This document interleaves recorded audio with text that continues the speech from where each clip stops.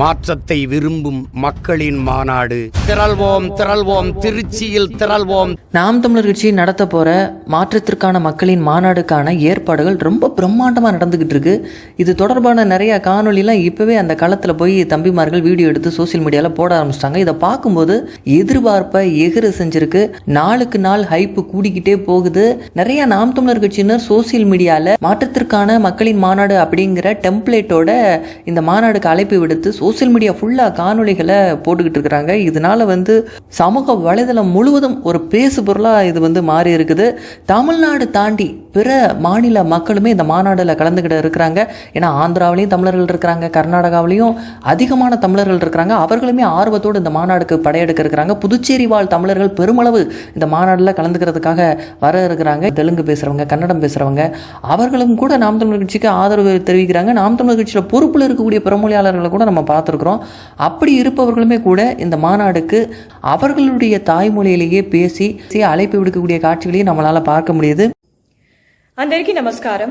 రాబోయే ఫిబ్రవరి 21వ తేదీన తిరుచి పుణ్యనేలపై ఒక చారిత్రాత్మక మార్పు రాబోతోంది. మన నాయకుడు సెందమిళన్ సీమాన్ గారు మార్పును కోరుకునే ప్రతి ఒక్కరికి, మార్పును కోరుకునే ప్రజా మహాసభ లేదా ప్రజా విప్లవ గళానికి ఆహ్వానిస్తున్నారు. நாம் தமிழர் கட்சி முன்வைக்கக்கூடிய கொள்கை ஒன்னே ஒண்ணுதான், எல்லாரும் ஒன்னா நிற்போம். ஆனா தமிழர்கள் நாங்கள் தான் முன்னால் நிற்போம். ஏன்னா இது எங்க நாடு. அதே போல எல்லாரும் இந்த மண்ணில் வாழுவோம், ஆனால் நாங்கள் தான் எங்கள் நாட்டை ஆளுவோம் அப்படிங்கிற முழக்கத்தை தான் முன் வச்சிருக்கிறார். மலையை காக்கணும், இந்த மண்ணை காக்கணும், இயற்கை சூழலை காக்கணும் அப்படிங்கிற உணர்வு இருந்துச்சுன்னா, உயிர்ம நேயம் இருந்தால் போதும் இந்த மாநாட்டில் கலந்துக்கக்கூடிய ஒரு எண்ணம் அவங்களுக்கு ஏற்படும். அதே போல் ஆங்கிலத்திலையும் அழைப்பு விடுக்கப்படுது. இது மூலமாக இந்த மாநாடு குறித்த செய்தி இந்தியா முழுவதும் பரவி வருது. நேஷனல் மீடியாவினுடைய கவனத்தையுமே இந்த மாநாடு ஈர்த்து கொண்டு இருக்கிறது.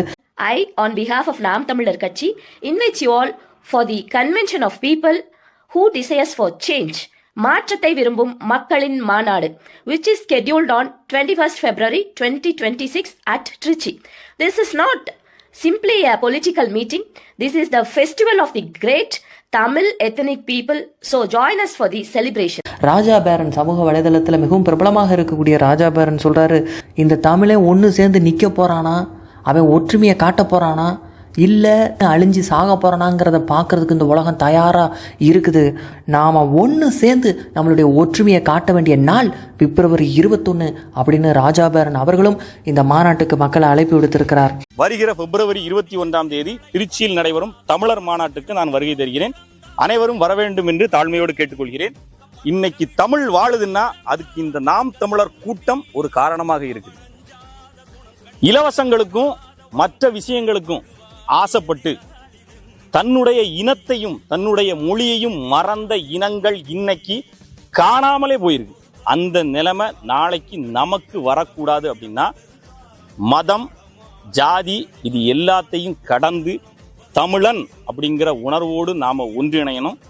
அதுக்கு இந்த மாநாட்டுக்கு தமிழர்களாகிய நாம எல்லாரும் கலந்துக்கணும். இந்த உலகமே தமிழை ஒன்று சேர்றானா இல்லையா அப்படிங்கிறத வெயிட் பண்ணி பார்த்துக்கிட்டு இருக்குது.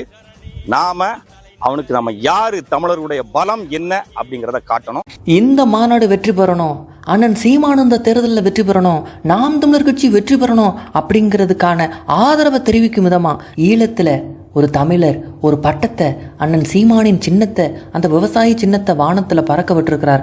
அவர் பறக்க விட்டுட்டு சொல்றாரு, உங்களோட வெற்றியில தான் எங்களோட வெற்றியும் ஒளிஞ்சு இருக்குது, அதனால நீங்க வெல்லணும் அப்படின்னு அவர் சொல்லும் போதே அவரோட கண்ணு கலங்குது. யாழ்ப்பாணத்துல வல்வெட்டித்துறையில இன்றைய நாளில சீமான் அவர்களுடைய கட்சி சின்னம் வானத்துல பட்டமாக பறக்க விடப்பட்டிருக்கின்றது. எங்களுடைய தமிழ்நாட்டு நாம் தமிழர் கட்சியின் சிவானண்ணா அவர்களுடைய கட்சிக்கு ஆதரவு, அவருடைய சின்னத்தை பட்டமாக காட்டி ஏற்றிருக்கிறோம். அந்த வகையில் அவருக்கு எங்களாலான உதவியை சிறு ஒரு ஆதரவை தெரிவிக்கும் மூலமாக இந்த பட்டத்தை கட்டி ஏற்றிருக்கிறேன். நிச்சயமாக தமிழ்நாட்டு மக்கள் அனைவரும் சிவானைக்கான ஆதரவை தெரிவிக்க வேணும். அதோட எங்களுடைய ஈழத்தமிழருடைய சுய நிர்ணய உரிமைகளுக்கான போராட்டத்துக்கும் தமிழ்நாட்டு மக்களுடைய ஆதரவு எங்களுக்கு பெருக வேணும். அதுக்கு ஆதரவு வேண்டிதான் நாங்கள் இந்த படத்தை நாங்கள்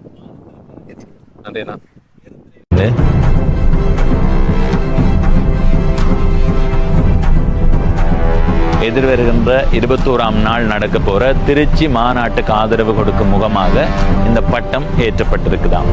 இந்த மாநாட்டில் ஒரு மிகப்பெரிய எதிர்பார்க்கப்படக்கூடிய ஒரு செய்தி அப்படின்னா அண்ணன் சீமான் எந்த தொகுதியில் போட்டியிட போகிறார், காரைக்குடியில் தான் போட்டியிட போகிறார் அப்படிங்கிற ஒரு செய்தி சமூக வலைதளம் ஃபுல்லாக பரவி வந்தாலும் அதிகாரப்பூர்வமாக நாம் தமிழர் கட்சி இன்னும் மக்கள்கிட்ட அறிவிக்கலை. அந்த ஒரு செய்தியை தெரிஞ்சுக்கிறதுக்காக நாம் தமிழர் கட்சி தொண்டர்கள் மட்டுமல்ல, தம்பிமார்கள் மட்டுமல்ல, ஒட்டுமொத்த தமிழக ஊடகங்களும் தயாராக இருக்கிறாங்க. நாம் தமிழர் சீமானே காரைக்குடியில் களமிறங்குவார் என்று கூறுகிறார்கள். எதிர்பார்க்கப்படுகிறது உத்தேச வேட்பாளர் பட்டியலில் சீமான் மிக முக்கியமான, இது ஒரு நட்சத்திர அந்தஸ்து. ஏற்கனவே காரைக்குடி பரபரப்புக்கு பஞ்சமில்லாத தொகுதி. ஆனால் 21ஆம் தேதி அதிகாரப்பூர்வமாக நாம் தமிழர் சீமான் அறிவிக்கும் போதுதான் அவர் அந்த தொகுதியில் போட்டியிடுவாரா தெரிய வரும்.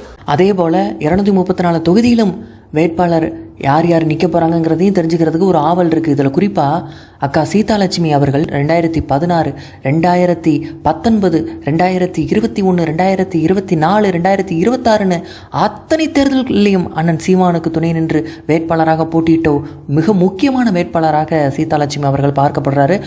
ஈரோடு கிழக்கு இடைத்தேர்தல் நடந்தப்ப இதுவரைக்கும் நாம் தமிழர் கட்சி போட்டியிட்ட இடைத்தேர்தல்களிலேயே அதிகமான வாக்குகளை பெற்ற ஒரு வேட்பாளர்னா அது அக்கா சீதாலட்சுமி அவர்கள் தான்.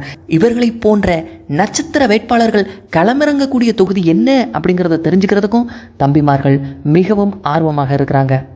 நீங்க 2016லயே சட்டமன்ற வேட்பாளரா நிக்கிறீங்க. ஈரோடு மாவட்டத்திலே பவானியிலே சீதாலட்சுமி போட்டியிடுகிறார். அப்புறம் 19 நாடாளுமன்றம். ஈரோடு நாடாளுமன்ற தொகுதி வேட்பாளர் அன்பிற்கினிய தங்கை மாக்கி சீதாலட்சுமி.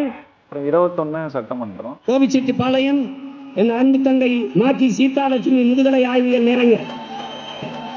அப்புறம் 24 நாடாளுமன்றம்.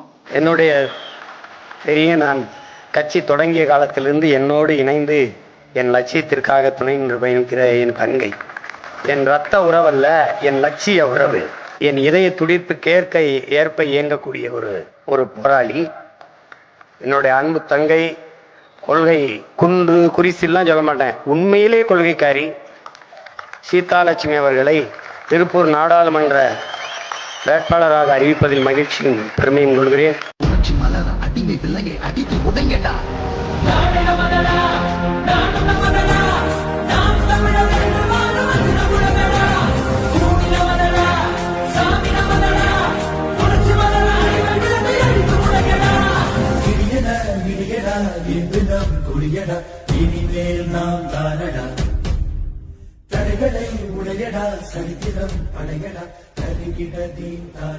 ஒரு மாற்றத்தை விரும்பும் மக்களின் மாநாடு அப்படின்னு வைக்கணும். மாற்றம் என்பது சொல் அல்ல, ஒரு செயல்.